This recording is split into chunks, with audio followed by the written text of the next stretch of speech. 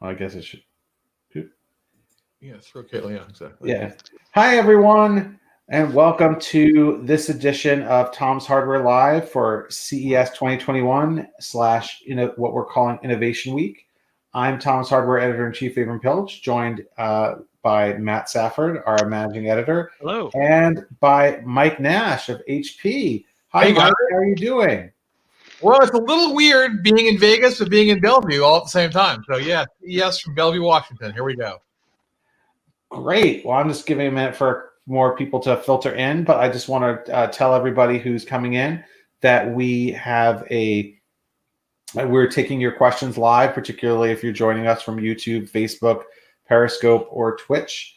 So please chime in with your questions, and we will pose them to Mike. So HP has come out with has announced some really exciting things this week, particularly a suite of new notebooks, including some new Dragonflies, which I know was something that we've really been excited about because we love the design of the Dragonfly. So what's new with the Dragonfly? Well, first question is what's the plural of Dragonfly? And the answer is dragonflies. No, it's actually very exciting to be really iterating and listening to what customers' feedback has been of them. I think in particular, we've been focusing a lot, as you know, on this whole thing called One Life, which is sort of the notion that work life and personal life are sort of merging together. I don't think anyone would have thought that something like a pandemic would have been such a catalyst, and not to minimize sort of the human impact of this terrible event over the last year or so. But it really has helped us to, first of all, help customers to be productive as they're working from home, but also to take feedback from customers as they're continuing to either work from home or what I think most customers are going to do is work in some kind of a hybrid experience moving forward. We are announcing this week here at CES the second generation of Dragonfly, the Dragonfly G2, if you will, and here it is. What's cool about it, obviously, the same overall design as Dragonfly was before. Still, the entry level weight is 2.2 pounds or a kilogram with the smaller battery. I think what's cool about this device, as we updated, it's got the latest Intel processors. We have added the option for 5G. And I think overall just made sure that, especially as you're working in a world of micromobility, working in different parts of your house, you've got the kind of connectivity. I will say that personally, having Wi-Fi 6 has been amazing. We'll still have that. The availability of 5G will be important.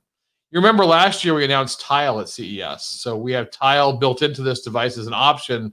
But when you did it, you had to take up one of the M.2 slots, which means you couldn't have 4G. Well, we work closely with Intel. We've got Tile now on the Intel processor. So the benefit there is I can have Tile on this device, no overhead, and then also have room for a 5G slot.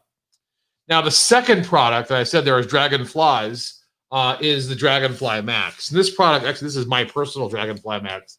A little bit different colors. You notice this one's black as opposed to the Dragonfly blue.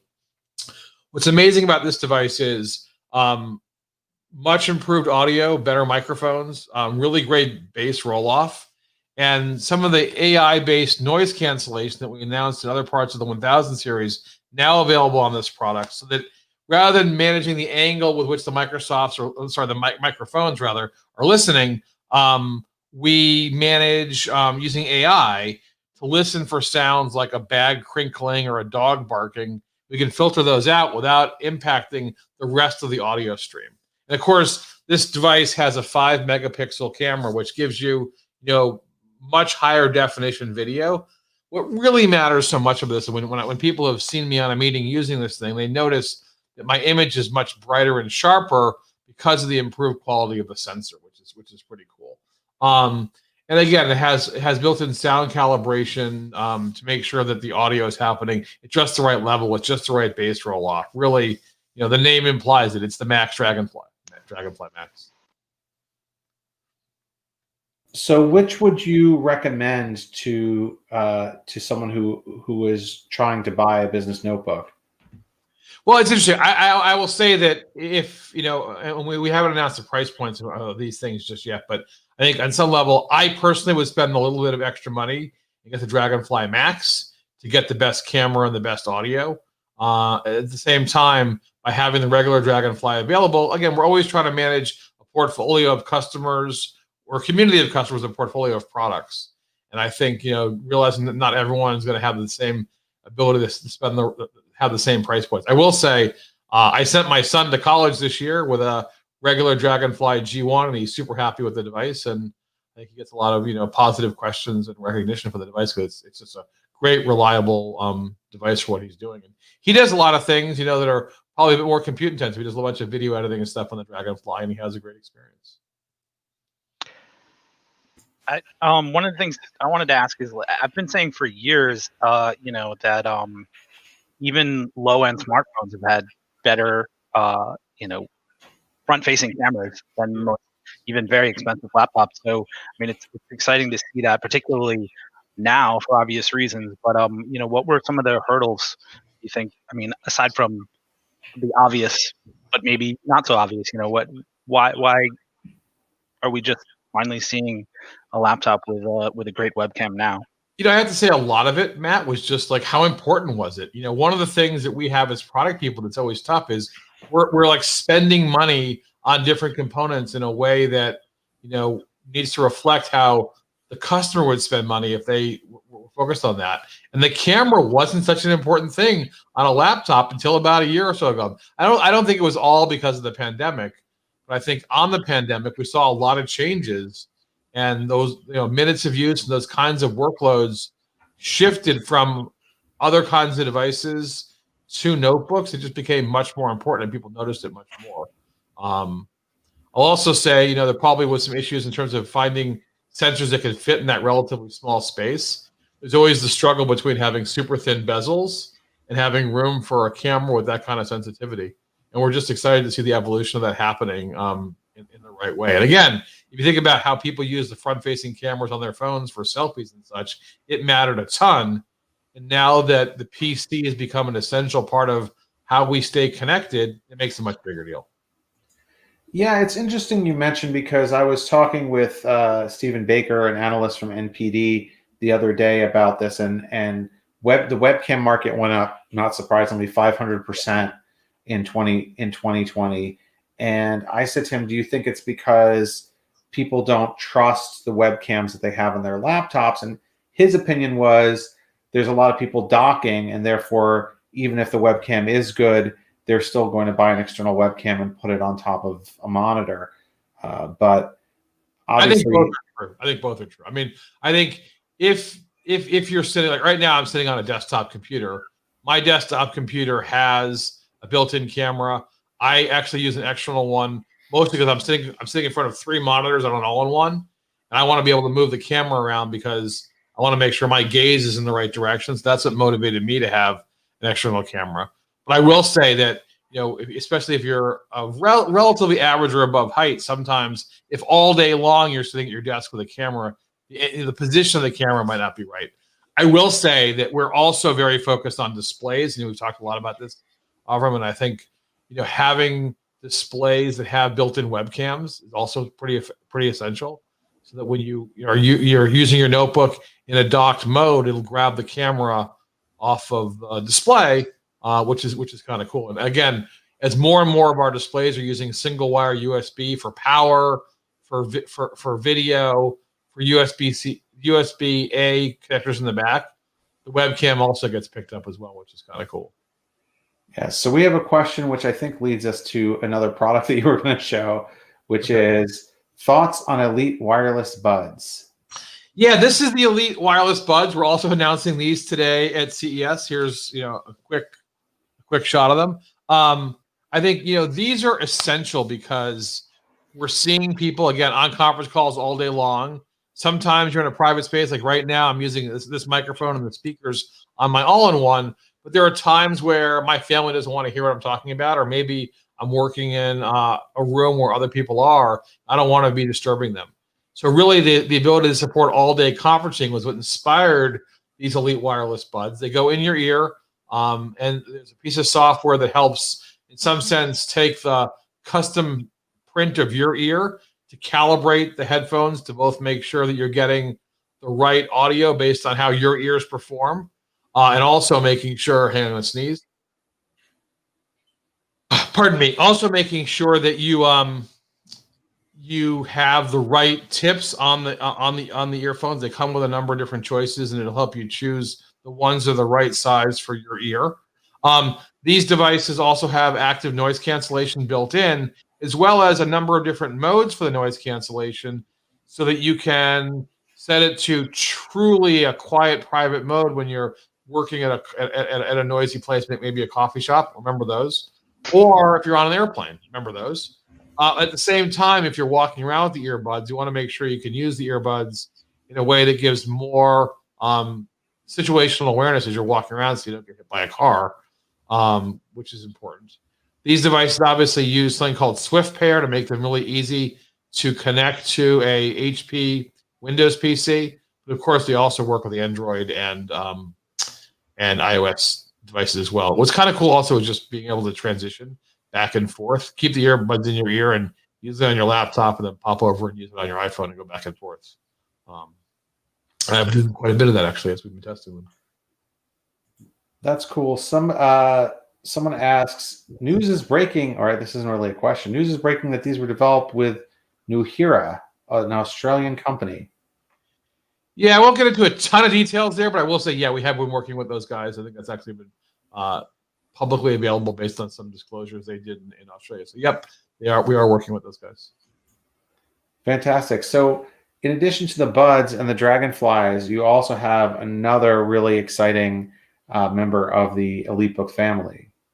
Yeah, the EliteBook Folio is, again, it's sort of hard to choose, like, what's the most exciting thing of the day.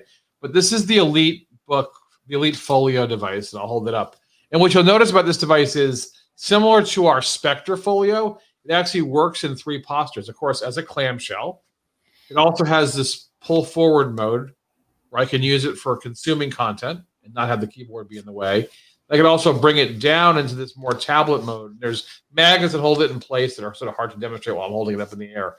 But the cool thing about the way it's being held down here is you can see it's at a slight angle, so I can use it for annotating or drawing things. I'm a better annotator than a drawer.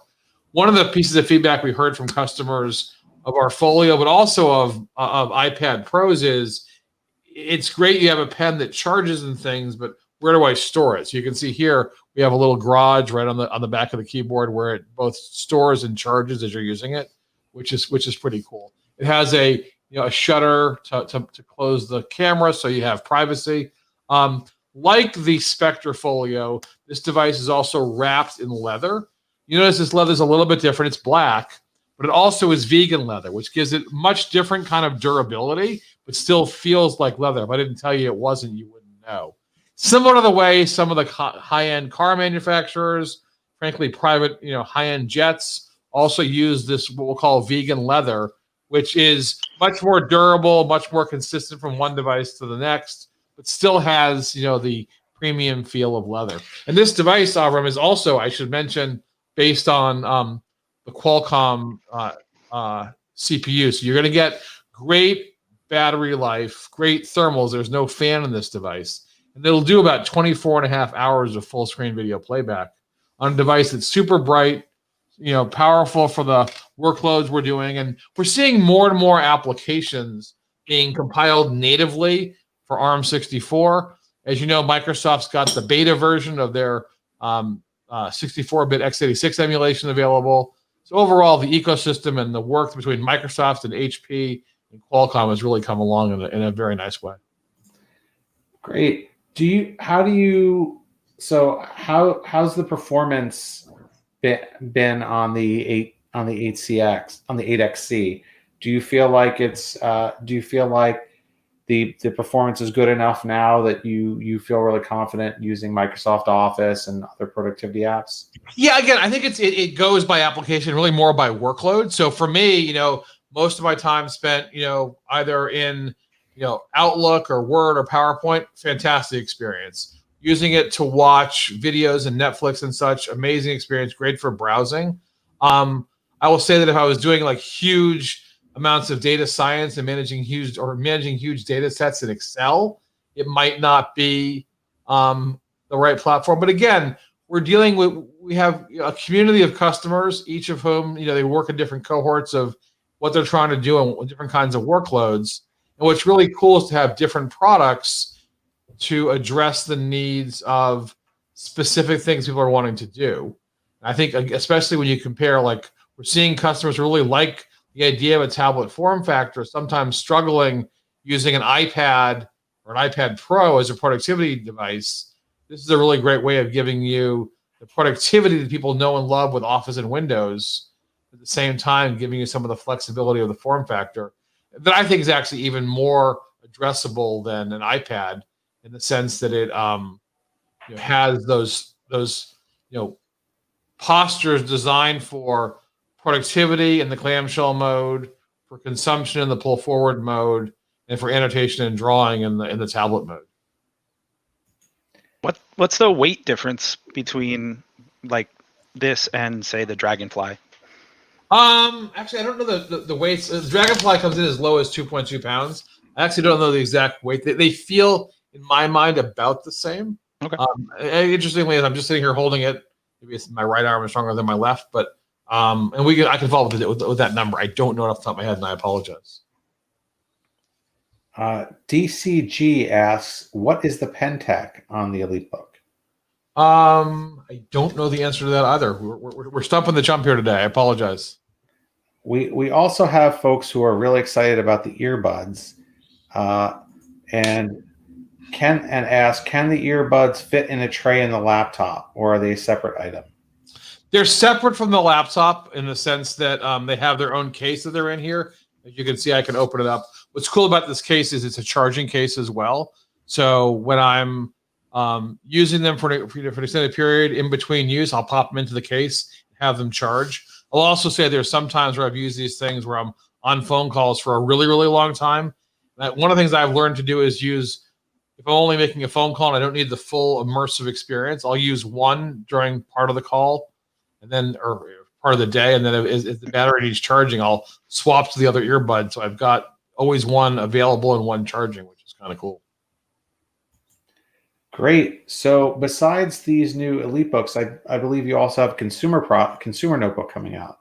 Well, there's actually one more EliteBook we didn't talk about, which is the 840 Aero. And this product, also being announced here at CES, is really an amazing device, and it's the world's lightest 14-inch mainstream business laptop. The Elite 1000 series is our most premium commercial notebook. The Elite 800 series is really much more mainstream, and frankly, will become standard issue for a lot of companies. The Aero device is super nice because it's relatively light. I mean, in fact, when I opened this thing up yesterday as I was getting ready for today, I was like, oh my gosh, did they not send me a functioning model? And the answer is they absolutely did. It's just so light, it's a little bit confusing. It has, key features like security and manageability, tile support, the option of 5G.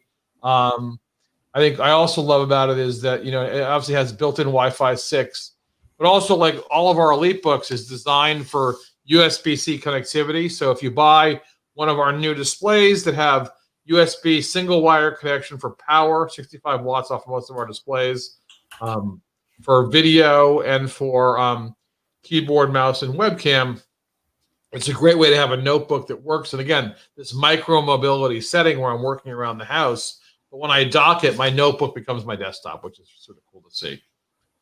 But yes, we also have some commercial things to talk about today as well. I can switch to that.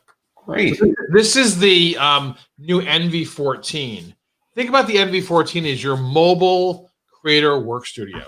So this has the option of NVIDIA discrete graphics, latest generation Intel Core i7 technology. A lot of time spent making sure that from a screen perspective, we've got great color accuracy here, and frankly software also that you can use different presets for example, Adobe sRGB. We've also been working very closely with NVIDIA, but also with Adobe to make sure this device is tuned for a great photo editing, but also a great video editing experience, to make sure that you have both great battery life, but also great rendering speeds as you're using this as a customer to create. We're seeing so many consumers in particular who have really realized that as they're stuck home during the pandemic, being creative and expressing themselves as a creator is just a great outlet for them.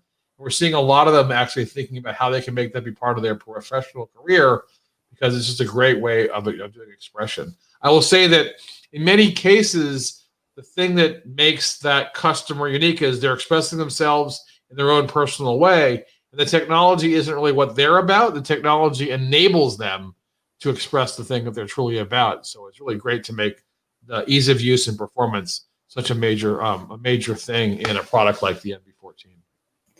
Yeah, so Envy has always been one of the most affordable, one of the best values around. Do we know yet anything about the pricing or availability? Yeah, this product starts at about $9.99. It's actually available. You can order one today from HP.com. And I think you're right. I mean, Envy used to stand for kind of premium for consumer. And over the last few years, it still stands for premium for consumer, but really we've been focusing on how we can enable new capabilities with professional or prosumer and consumer creators in mind. So I sort of look at like the Z family of products as our professional creator devices, Envy really being for consumer and prosumer users that want to do that kind of creativity work. And it's just great value, great components, and really a very thoroughly curated experience. Wow, fantastic. Speaking of productivity, I understand there's some new HP monitors. Yeah, it's interesting how important monitors have become. And I will say that if there's one theme or maybe a couple themes I would talk about here. Number one is consistent focus on just sort of great color accuracy and a great visual experience. Number two is a lot of focus on, as I mentioned, the single wire USB-C connectivity. So there's two new monitors in the commercial space and Elite displays, a 24 and 27 inch USB-C monitor. The 24-inch monitor is FHD. The 27 is QHD.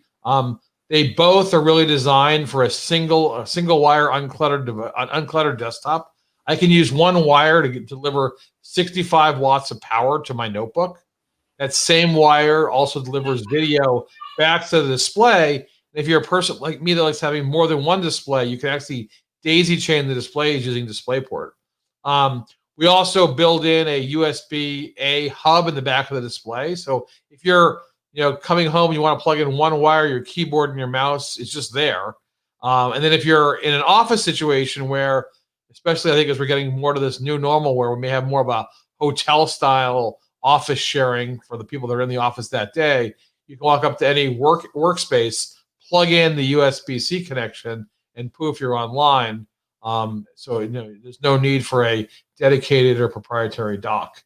We also have some new displays in the consumer space, really products designed to complement the NV14. And a 24, 27, and 32-inch display, again, designed for sort of super high-end color accuracy because these are devices really intended for creators. What I love about these devices, guys, is that we've really focused a lot on understanding how we can make sure we're delivering the right ergonomic experience. And blue light is such a big issue in terms of people's health and eye strain, but also sleep patterns. So by building in what we call eye-safe certified technology into this display, we can deliver a really great experience in terms of minimizing eye strain. What's cool about the technology approach we've done by implementing it in hardware is that we're able to both filter out the blue light, but also maintain color accuracy. And the way you see that most noticeably is when you look at the old style blue light filters and the new style, we're delivering blue light filtering, but the whites still look really white, as opposed to what a lot of the cheaper end monitors will do is the whites look a little bit yellowish. We don't have that problem, which is super, super cool and super important. We're also excited, of course, that like the Dragonflies, these creator displays have a large percentage of ocean-bound plastic. So I think we're seeing more and more is, first of all, as humans at HP, we want to make sure we're being very conscious of the environment and trying to use ocean-bound plastics, minimize packaging where possible, and also manage the power consumption of our devices. And we're seeing a lot of customers, honestly, that are all things being equal, they'll choose products that are both more environmentally aware, but also vendors that are sort of much more environmentally aware. It's become a very big part of how we work. And yeah, do you have to change your supply chain and your design process to make this work? Absolutely. Is it worth it? Yeah, both in terms of how we feel as we come to work, but also how our customers feel as they choose our products. So how does the blue light filtering differ from blue light filtering you would get by using Windows 10's blue light filter? It's hardware versus software. So essentially, we are in our hardware doing that filtering, and it allows us to have much better color accuracy. There's some if you compare it side by side, again, the way you'll see it most notably is the whites look stark and white as opposed to kind of yellowish or almost dingy, if that's an okay word to use. So I noticed, I think none of these are all either QHD or UHD. Did you feel that 4K is too high resolution for 27? Not at all. We actually have a really healthy a family of 4K devices that are, positioned a bit more expensive. They're just not being launched here at CES. And I think it's always tough because whenever we're out talking about our products, again, we have a, broad community of customers that, sort of segment into different cohorts. We build products that address the needs of those individual cohorts, which is really all about having a portfolio. We're here talking about these products being launched at CES. Our portfolio is certainly much broader. And frankly, one of my favorite displays that I use at home all the time is I actually have a pair of 4K Z displays that I use constantly, but they're, a little bit different price point, and really for someone who needs that level of resolution because they're either editing 4K video or they're doing super high resolution, maybe Photoshop. Yes, we have a viewer who wants to have really good eyesight, who says that they wish that you would do some 4K 24-inch displays. It's interesting. I think when it depends on what you're doing, I'm sure there probably is a use case for that. We have smaller 4Ks. At some point, it's not really clear how much you notice. For example, on a 13-inch device, we've had 4K resolution there, and we've had FHD in there. And when you look at them side by side, you'd be surprised how many people think the FHD one is higher resolution than the 4K one. Not because it is, because the content and the size of the screen makes it hard to tell. And sometimes the brightness of the FHD makes you think it's higher resolution than the 4K. So yes, again, lots of different choices for lots of different customer types. And that's what's awesome about HP is we really spend a lot of time realizing that one size does not fit all. And again, with a community of customers, you want to make sure you sort of, manage them into segments or cohorts and then respond to those cohorts with different parts of your portfolio. Great. Well, we're almost at the end of our half hour. Are there any products that we didn't talk about yet? The only other thing that I would say is just a couple things that were interesting. One is we're launching this new HP 635 multi-device wireless mouse, and like other companies have done in the past, it supports multiple devices. You click a button, you can switch from one laptop to your desktop or whatever. What I find really compelling about this device is it works on any flat surface. In particular, it works on glass. So it's really cool from that perspective. It'll go a year, give or take, on a single charge.